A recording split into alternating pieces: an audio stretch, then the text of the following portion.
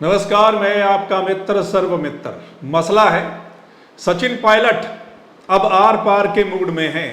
मतलब ये आखिरी फैसला होगा कि वो कांग्रेस में ही आगे चलेंगे या फिर अलग राह चुनने वाले हैं, यानी वो अपनी पार्टी बनाएंगे या फिर किसी दूसरी पार्टी में जाएंगे। हाँ, एक बात तो तय आज हो गई है कि वो बीजेपी में नहीं जाने वाले हैं। वो कैसे, वो भी आपको बताएंगे। आज उन्होंने एक डायलॉग बोला है जिससे आप अंदाजा लगा सकते हैं कि अब मामला आर पार का है। उन्होंने आज कहा कि राजनीति आग का दरिया है और इसे तैरकर पार करना पड़ेगा। सुनिए। राजनीति आग का दरिया है, इसे तैरकर पार करना पड़ेगा। इस लाइन में ही सब कुछ छुपा हुआ है। ये आखिरी बार कांग्रेस हाईकमान पर प्रेशर बनाने की यात्रा है, यानी उनकी जन संघर्ष यात्रा, जो उन्होंने आज अजमेर से शुरू की है, जो जयपुर तक जाएगी। इस एक महीने में फैसला हो जाएगा। आपको पता होगा कि 11 जून को सचिन पायलट के पिता राजेश पायलट की पुण्यतिथि है। हो सकता है उस दिन सचिन पायलट कोई बड़ा फैसला ले लें, मतलब कोई बड़ा ऐलान कर दें। सचिन पायलट की यात्रा का नाम जन संघर्ष यात्रा है। सत्ता में रहते हुए सचिन जैसा नेता अगर संघर्ष कर रहा है तो मतलब आप समझ सकते हैं। लेकिन आपने यात्रा देखी होगी, यात्रा में कोई खास भीड़ दिखाई नहीं दे रही है। दूसरा, सचिन के बोलने में भी आज वो लय नहीं थी। शायद राजस्थान में ज्यादा गर्मी थी इस वजह से, लेकिन इनसिक्योरिटी का आभास लग रहा था। सहमे सहमे से लग रहे थे सचिन पायलट। अब आते हैं यात्रा का मकसद क्या है। उनका तो कहना है कि ये यात्रा सिर्फ और सिर्फ भ्रष्टाचार के खिलाफ है, लेकिन राजनीति के जानने वालों का कहना है कि ये प्रेशर पॉलिटिक्स है, आखिरी दाव। कांग्रेस हाईकमान की ओर से क्या आश्वासन मिलता है उन्हें, इससे पहले भी वो प्रेशर बनाने की कोशिश कर चुके हैं, जिसके बाद खुलकर सीएम अशोक गहलोत और सचिन पायलट एक दूसरे के बारे में बोलते दिखाई दे रहे हैं।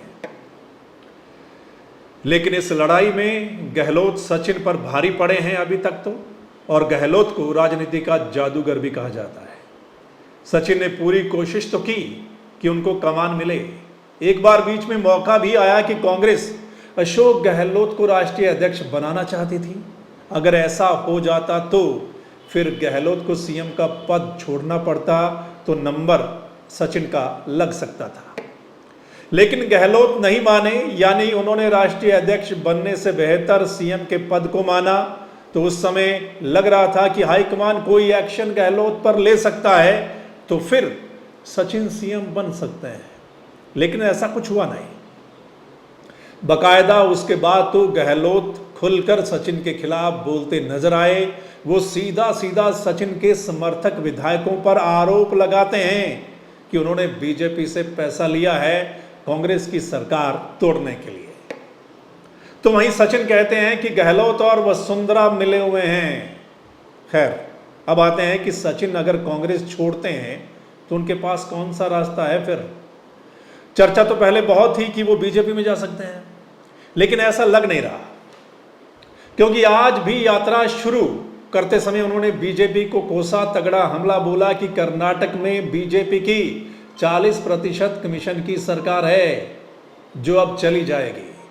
तो वो सीधा आरोप लगा रहे हैं, अगर बीजेपी में नहीं तो फिर क्या वो अपनी खुद की पार्टी बनाएंगे। क्योंकि राजस्थान में विधानसभा चुनाव को थोड़ा समय बचा है, इसी साल के अंत में वहां पर चुनाव हैं, तो वो अपना मोर्चा या पार्टी बना सकते हैं। दूसरा, वो आम आदमी पार्टी का चेहरा भी बन सकते हैं।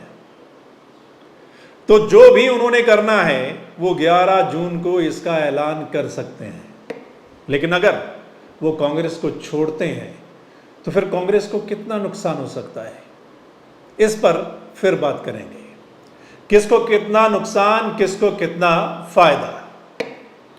लेकिन कुल मिलाकर कर्नाटक में नई सरकार बनने के बाद नजरें राजस्थान की राजनीति पर रहेंगी, क्योंकि अगला जो चुनाव है वो राजस्थान और छत्तीसगढ़ में होना है।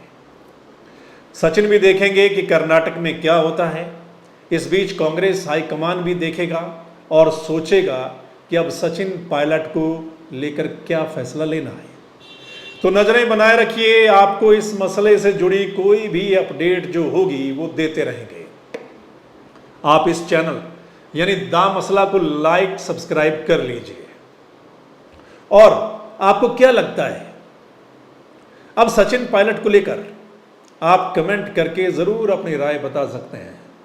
और ख़ासकर राजस्थान के लोगों को क्या लगता है ज़रूर बताइएगा। वहीं इस वीडियो को शेयर भी कर दीजिएगा, ज़्यादा से ज़्यादा लोगों तक अगर ये वीडियो पहुंचेगी, राजस्थान में अगर ये वीडियो पहुंचेगी तो लोग बता पाएंगे कि सचिन की यात्रा का मकसद, सचिन क्या कर सकते हैं, क्या फैसला ले सकते हैं, और अगर वो फैसला लेते हैं तो फिर किसको कितना नफ़ा नुकसान, और सचिन की आगे की राजनीति कैसी होगी। आप बने रहिए हमारे साथ, अगले मसले के लिए फिर आपके साथ हाजिर होंगे। तब तक के लिए नमस्कार, आदाब, सत श्री अकाल, राम राम।